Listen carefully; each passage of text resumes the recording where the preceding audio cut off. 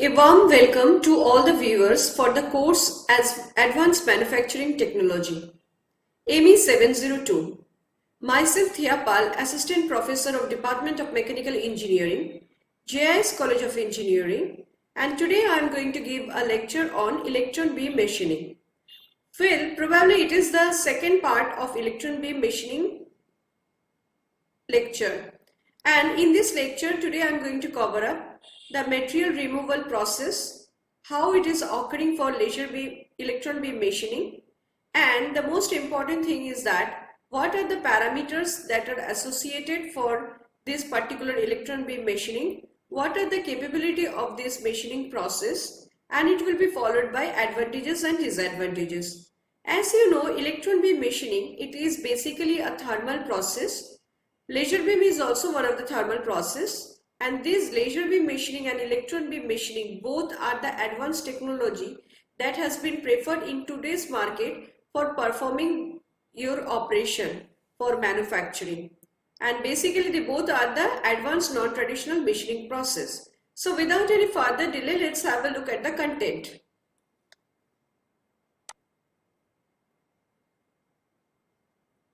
Already in my first lecture, I have already covered the electron beam machining introduction, general working principle, as well as I have also completed the equipment of electron beam machining, and I have also mentioned the electron gun construction also. So today in the second lecture, this is for part 1 lecture, and today for the part 2 lecture that I am going to cover up, today. It will cover how vacuum is created, what is the mechanism of material removal. It will be followed by advantages, disadvantages, and application. So now let's move to the next slide. Well, so let's have a look at this particular portion. That is, in a brief, we are discussing the basic working principle of electron beam machining. Basically, if I talk about electron beam machining, then all of you know that it is a thermal process. And the most important thing is that a stream of high-speed electron basically impinges on the work surface, whereby the kinetic energy is transferred to the work material, and it produces intense heating.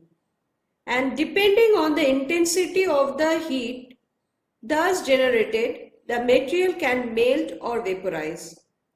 The process of heating by an electron beam can depend on the intensity, and it can be used for annealing purpose, welding purpose, or metal removal purpose too. Very high velocity can be obtained by using enough voltage. For example, an accelerating voltage of 1,50,000 volt, which can produce electron of velocity 2,28,478 km per second. Now, since an electron beam can be focused to a point with 10 to 200 micrometer diameter, the power density can go up to 6,500 billion watt per millimeter square. And such a power density can vaporize any substance immediately. Electron beam machining is nothing but a very precisely controlled vaporization process. An electron beam machining is suitable process for drilling fine holes and cutting narrow slot. Holes with 25 to 125 micrometer diameter, it can be drilled with almost instantaneously in sheet, and the thickness of the plate can be machined is up to 1.25 millimeter. Now the narrowest slot instantaneously in a sheet you can perform of thickness 1.25 millimeter. And the most important thing is that narrowest slot you can cut by EDM of width 25 micrometer. Moreover, if I talk about electron beam machining, then electron beam can be maneuvered by the magnetic deflection coil, making the machining of complex contour easy. However, to avoid a collision of the acceleration electron with the air, molecules, the process has to be conducted in vacuum, about 10 to the power 5 millimeter of mercury, and this makes the process unsuitable if you are using a large workpiece. Now, to indicate the width range of application of the electron beam, a plot of power density versus hotspot has to be observed, and there it has been seen that the range of electron beam is the largest. This is why electron beam is used not only for machining but also for other thermal processes. Now, if I go with the working principle, then you know that the electrons are emitted from cathode, which are basically a hot tungsten filament, and the beam is shaped by the grid cup, and the electrons are accelerated due to large potential difference between the cathode and the anode, and the beam is focused with the help of the electromagnetic lens. The deflecting coil are used to control the beam movement in any required manner.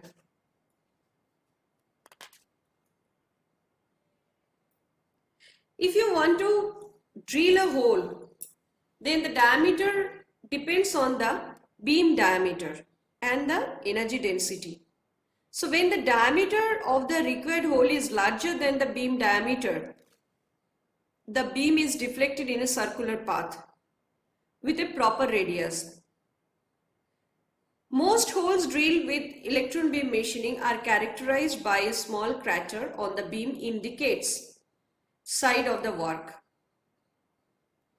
And the drill hole also possesses a little taper of 2 to 4 degree.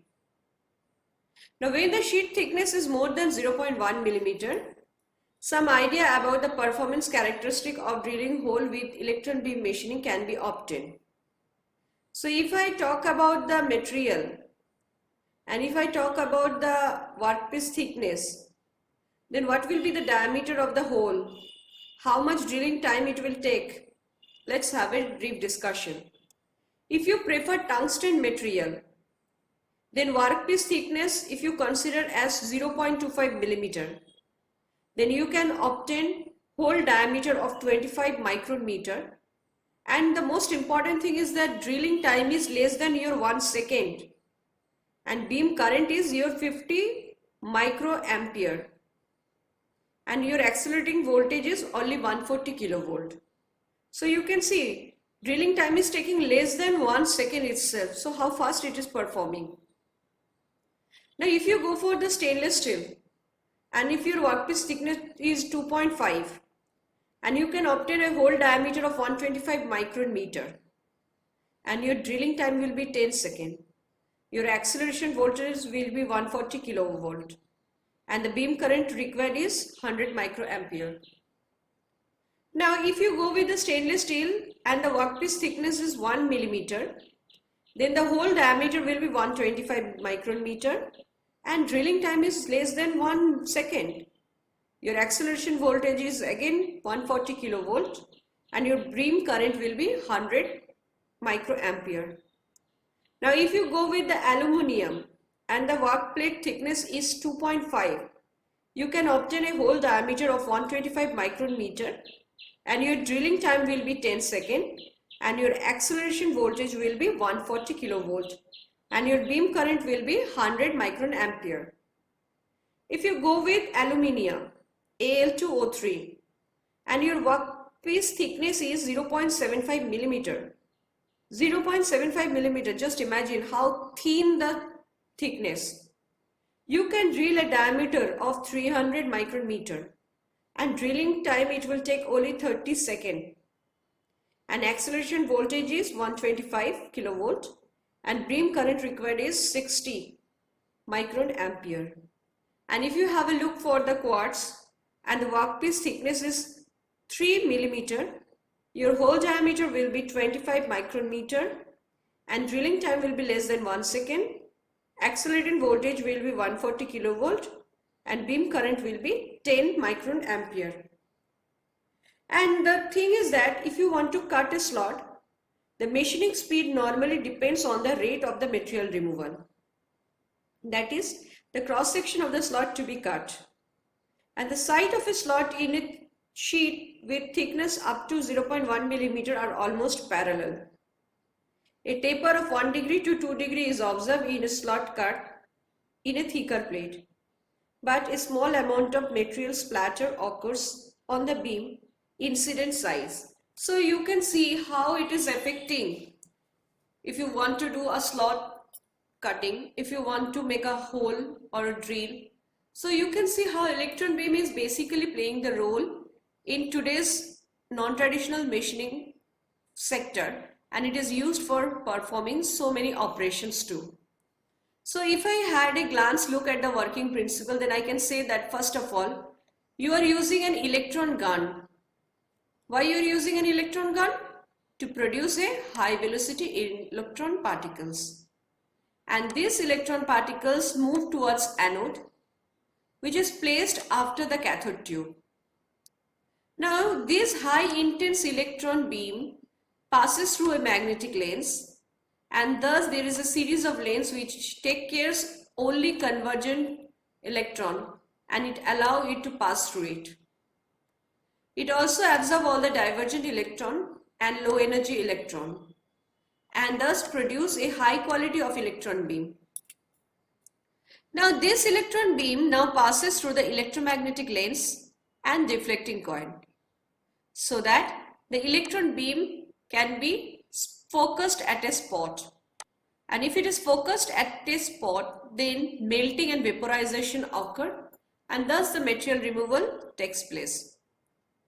Now high intense electron beam impinges on the workpiece, where the kinetic energy of the electron converts into thermal energy, and the material is removed from the contact surface by melting and vaporization. And due to this high heat generation by the conversion of kinetic energy into thermal energy, this whole process takes place in vacuum chamber. Otherwise, this electron coil with all particles between path and loses its kinetic energy. So our main target is operation has to be occurred in a vacuum chamber. If it doesn't take place, then the electron collides with the air particle. It loses its kinetic energy, and if it loses its kinetic energy, then it is not possible to provide an intense density electron beam to remove the material by vaporization or melting process. Now let's have a look for the next slide.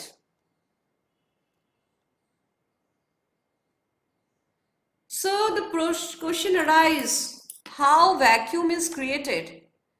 We are very aware that vacuum is needed, but basically how it is created. Just have a look here. In this particular cylinder, you can see the outer surface. These are all cooling coil. Cooling coil you can see, isn't it? And this is your nozzle. And this is your back pumping. This is the boiler, and there is a heater. So you can see this heat is getting generated, and you can see from this nozzle it is getting ejected, and it is coming in contact with this particular boundary, and from here it is getting exhausted. Okay. Well, from this particular figure you can see that there is a vacuum chamber is there. And if I ask that how vacuum is maintained or why vacuum is essential, then it is very important that maintenance of suitable vacuum is essential, because the electron does not lose their energy and a significant life of the cathode cartridges is obtained. So a vacuum is achieved and maintained using a combination of rotary pump and diffusion pump. Okay, now diffusion pump, as you can see, it has been shown in the figure, and you can see diffusion pump port of the electron beam gun has been also given here. Okay, you can see there. Okay, so this is your water cooling. This is your water cooling coil. This is your nozzle, and most important thing is that this is the port for backing line, and this is your boiler. This is your boiler. Okay, this is your boiler, and this is your heater. This is your boiler and this is your heater. Okay. Now let's have a look what it is basically telling us.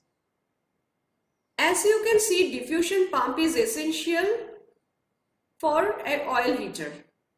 As the oil is heated, the oil vapor and that rushes upward where gradually converging structure is shown. You can see oil is getting heated. It is trying to get raised, but it is getting diverged. Now, the nozzle changes the direction of the motion of the oil vapor. You can see there is a nozzle. It changes the direction of the vapor. It changes the direction of the vapor. Now, the nozzle changes the direction of the motion of the oil vapor and the oil vapor starts moving downward at a very high velocity as jet. And such high velocity jet of oil vapor enters any air molecule present within the gun. Now this oil is evaluated by a rotary pump via the backline and the oil vapor condensed due to the presence of cooling water jacket around the diffusion pump. And this is the basically function of the diffusion pump. This entire thing is basically working of diffusion pump. It is working of diffusion pump.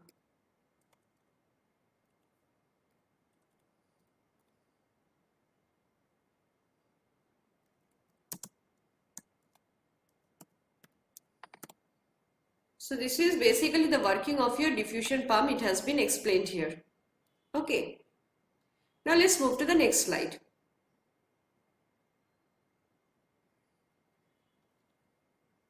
So now theoretically we are going to have a look how this vacuum is created. Okay.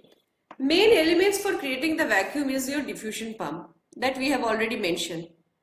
Isn't it? We have already mentioned diffusion pump. So the oil diffusion pump is operated with an oil of low vapor pressure. Its purpose is to achieve higher vacuum. And diffusion pump is essential an oil heater. As the oil is heated, the oil vapor and it rushes upward where gradually converging structure is there. Now the nozzle changes the direction of the motion of the oil vapor and the vapor starts moving downward at a very high velocity as jet. Now such high velocity jet of oil vapor entering any air molecule present within the gun and due to the high movement of oil, jet air is removed. Now the oil is evacuated by a rotary pump via the backline and the level of vacuum that has to be maintained is 10 to the power minus 4 to 10 to the power minus 6 torr. This thing you have to keep in mind. Now let's have a look for the next slide. Now we will be discussing the mechanism of material removal. You know that electron beam with a high density when ejected over the workpiece, it basically gets melted and vaporized.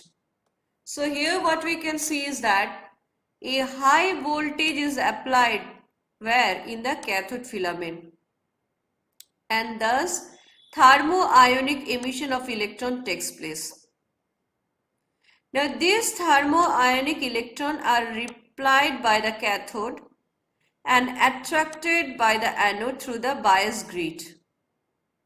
And these electrons are accelerated to the half of the velocity of the light. So this electron beams, or you can say beam of electron, is shaped and focused with the help of a series of magnetic and electromagnetic lens. And finally the electron beam impinges on the workpiece.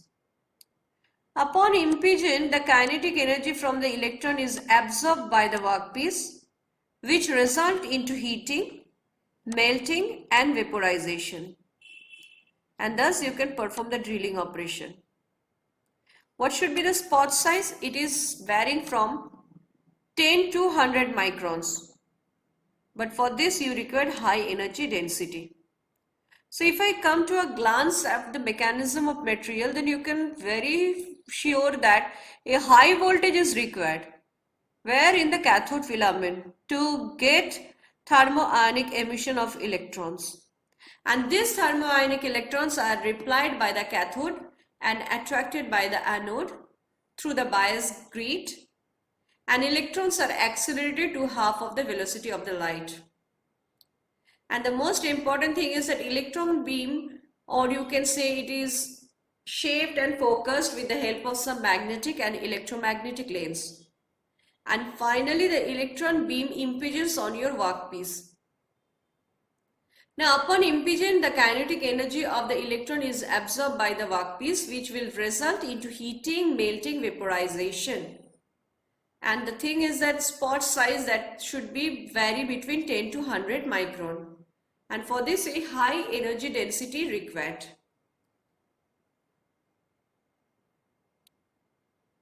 So let's have a look at this particular figure. Look, localized heating by focused electron beam. So this you can see, this is the auxiliary piece. This is your workpiece, and here you are ejecting beam, electron beam. So you are seeing that this is a localized heating. Localized heating is occurring. This black spot is nothing but localized heating by the focused electron. Now gradual formation of hole, how gradual it is forming the hole. Just have a look. This particular beam, it is getting concentrated. It is melting your workpiece and vaporizing the metal, and it is helping to get a hole. Okay, it is helping to get a hole. Now you see penetration till the auxiliary support. You have got the auxiliary support, isn't it?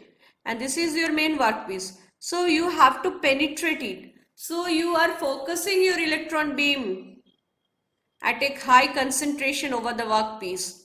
And gradually you can see this penetration is occurring till this much. Okay, till the auxiliary portion you can see that there is the penetration is occurring. And removal due to high vapor pressure, you can see lots of beam has been ejected here. It has been focused, and this is your workpiece. It is getting melted and the material is getting removed due to high vapor pressure. And you can see the drilling you want, it has been obtained. So this is the fourth step that has been shown to you with the help of a diagram to explain the mechanism of material removal. So what is our main intention? Why we are preferring the non-traditional machining process? To get a desired output, to get a better requirement, and to machine the product. It can be metallic, it can be alloy, so that we can perform the operation. What are the process parameters that we should basically consider? Every operation has got some process parameter. So what I was telling, that every process has got some process parameter, and this process parameter basically affect the machining or the material removal rate. So let's have a look for the process parameter. The first process parameter is your accelerating voltage, which is denoted by capital V suffix A, and the value it has been given 100 kilovolt. Next is your beam current. It is represented by capital I suffix B, and the value should vary between 250 microampere to 1 ampere. Next is your T on, that is your pulse duration. It should vary between 50 micron second to 50 meter second. Next is your energy per pulse. It should vary between 100 joule per pulse. What should be the spot size? 10 micrometer to 500 micrometer. and power density is always required. So how you are going to calculate the power density? You can see power density is what? PD is equal to half MeV square by pi by 4 into D square, or it can be represented by VA into IB into T on by pi by 4 into D square. So all the notation has been provided here. So in this way you can get the value for power density. It is represented by PD. Now we are talking about the process capability. Okay, what are the process capabilities there? You have to be very sure about it.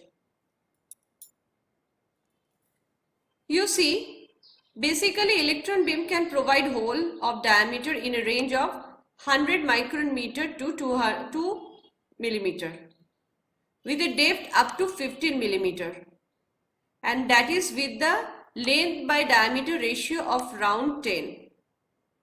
Now this hole can be tapered along the depth of barrel shaped by focusing the beam the surface as a reverse taper, and it can also be obtained.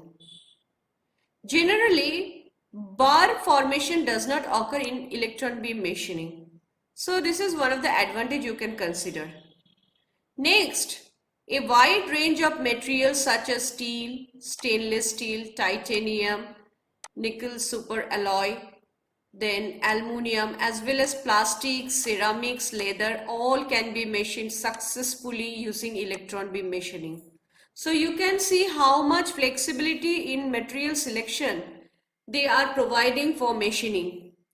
Just imagine material like steel, stainless steel, titanium, nickel, super alloy, aluminium, plastic, ceramic, leather, everything can be machined by electron beam machining. And typically if I consider heat affected zone is near about 20 to 30 micrometer. Now some of the materials like aluminium and titanium alloy are more rapidly machined compared to the steel. And first of all, the electron beam does not apply any cutting force on the workpiece because it is only ejecting your beam over the material. Thus, very simple work holding is required, and this enables machining of fragile and brittle material by electron beam machining.